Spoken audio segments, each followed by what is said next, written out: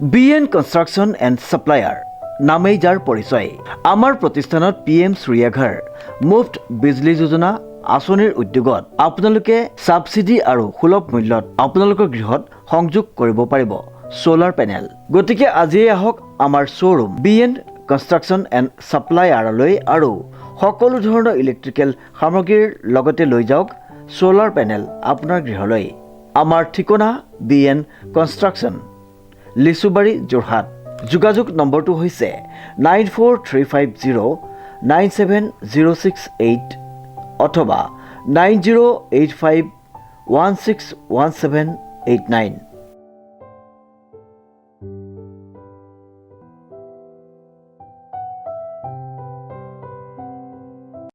নমস্কাৰ, নিউজৰ বাতৰিলৈ স্বাগতম জনাই ষ্টুডিঅ'ৰ মজিয়াত মই উৎপল দাস। চাহক আজিৰ বাতৰি।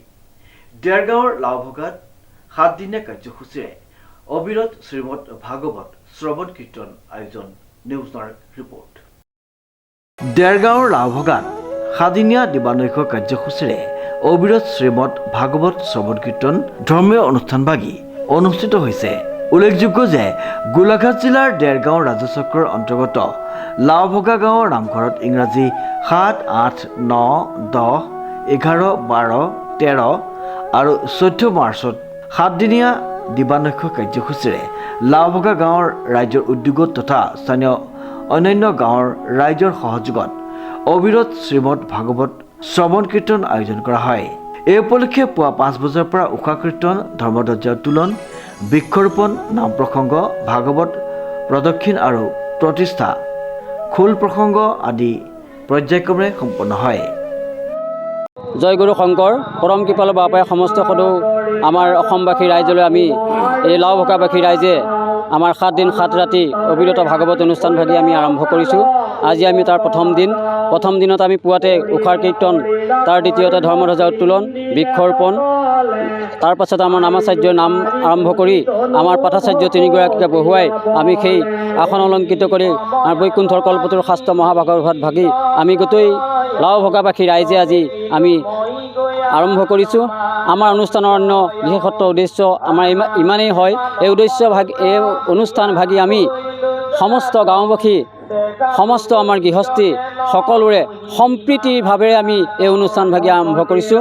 আমি ধৰ্ম তথা সম্প্ৰীতি সকলোৰে মিলাদ প্ৰীতিৰে আমি থাকিবৰ কাৰণে সকলোৰে ঘৰে ঘৰে মংগল হওক। সমস্ত গাঁওবাসী, দেশবাসী সকলোৰে যাতে সুনাগৰিকত্ব হৈ দেশখন যাতে ধৰ্মীয় অনুষ্ঠিত হৈ আধ্যাত্মিক দিশত যেনে আগবাঢ়ি যায়, সেই কামনাৰে আমি এই গাঁওবাসী অনুষ্ঠান ভাগি আমি আয়োজন কৰিছোঁ।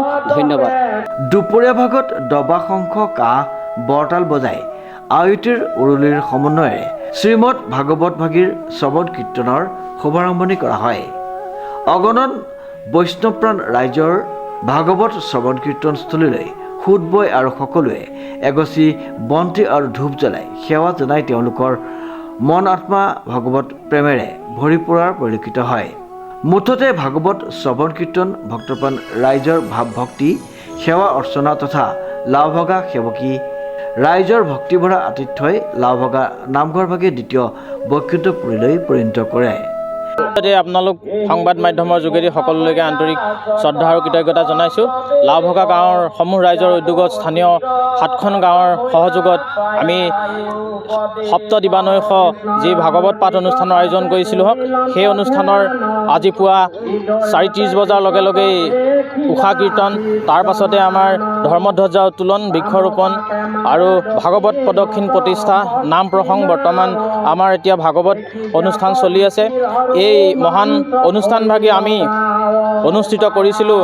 আমি লাওভগা গাঁওবাসী তথা অসমবাসীৰ মাজত ঐক্য সম্প্ৰীতি বজাই ৰাখি আধ্যাত্মিকতাৰ মাজেৰে আমি সমাজখনক আগুৱাই নিবলৈ আমি প্ৰয়াস কৰিছোঁ। সকলোৱে এই অনুষ্ঠানৰ যোগেদি ভাতৃত্ববোধেৰে একেলগে সমাজখনক আগুৱাই নি ভৱিষ্যত দিনত আমি সমাজখনক পৰিচালনা কৰি যোৱাত সহায়ক হ'ব বুলি আমি প্ৰভু ভগৱন্তৰ চৰণত সেৱা জনাবৰ বাবে আমি এই সপ্ত দিবানৈশ ভাগৱত অনুষ্ঠানভাগি আৰম্ভ কৰিছোঁ। আজিৰ পৰা আমাৰ 14 মাৰ্চলৈকে চলিব। ৰাতিপুৱা 14 মাৰ্চত সামৰণি পৰিব আৰু গধূলিলৈ আমাৰ সুবালাস্য উপাখ্যান নামৰ এখনি ভাওনাও অভিনয় কৰা হ'ব। আমাৰ কাৰ্যসূচী ইমানেই, গতিকে সকলোলৈকে শ্ৰদ্ধা সেৱা আৰু জনাই আমি এই অনুষ্ঠানভাগীৰ সকলোৰে সহায় সহযোগিতা আৰু উপস্থিতি কামনা কৰিছোঁ। 7 দিন 7 ৰাতি ধৰি অবিৰতভাৱে চলিবলগীয়া এই কাৰ্যসূচী ইংৰাজী 14 মাৰ্চ তাৰিখে সামৰণি পৰিব। উক্ত দিনা ৰাতিলৈ স্থানীয় নবীন প্ৰবীণ শিল্পীসকলৰ দ্বাৰা কুৱালস্য উপাখ্যান উজানক দ্বৈতবধ ভাওনাভাগী প্ৰদৰ্শন কৰা হ'ব বুলি উদ্যোক্তা সমিতিৰ বিষয়ববীয়াসকলে জানিবলৈ দিয়ে আৰু লগতে এই 7 দিনীয়া অতি মহৎ কাৰ্যসূচীত সকলোৰে ভক্তিপূৰ্ণ উপস্থিতি, দিহা পৰামৰ্শ আৰু সহায় সহযোগিতা একান্তই কামনা কৰিছে। আমাৰ এই লাওভগা গাঁৱৰ সমূহ ৰাইজ আৰু আপোনাসব আহি আমাৰ ইয়াত স্থিতিৰূপা হৈছেহি। আমাৰ ভাগৱতে ভাগত ভাগ কৰিবলৈ যাওঁতে আমি বহুত ঘাত প্ৰতিঘাতৰ মাজেৰে কৰিব লগা হৈছে, কাৰণ আমি এই ভাগত ভাগ কৰিবলৈ যাওঁতে আজি এই প্ৰথম অৱস্থাত 3টা বজাত এই উষা কীৰ্তন কৰা হ'ল। তাৰপিছত এই পতাকা উত্তোলন কৰা হৈছে। তাৰপিছত ভাগৱতৰ যিখিনি কাম কৰিব লাগে, নাম কীৰ্তন, সেইখিনি কৰা হৈছে। সেই কৰাৰ পাছত এই 7 দিন 7 ৰাতি আমাৰ ভাগৱত চলি থাকিব। সেই কীৰ্তন আৰু শ্ৰৱণ কৰিবলৈ সকলো ৰাইজ আহি আমাৰ ইয়াত উপস্থিত হৈছেহি। গতিকে এটাই কেইদিনৰ কাৰণে সমূহ ৰাইজক আমি এই অনুষ্ঠানলৈ নিমন্ত্ৰণ জনালোঁ। দেৰগাঁৱৰ পৰা নৱজ্যোতি ভৰালীয়ে যুগুত কৰি পঠিওৱা এক বিশেষ প্ৰতিবেদন।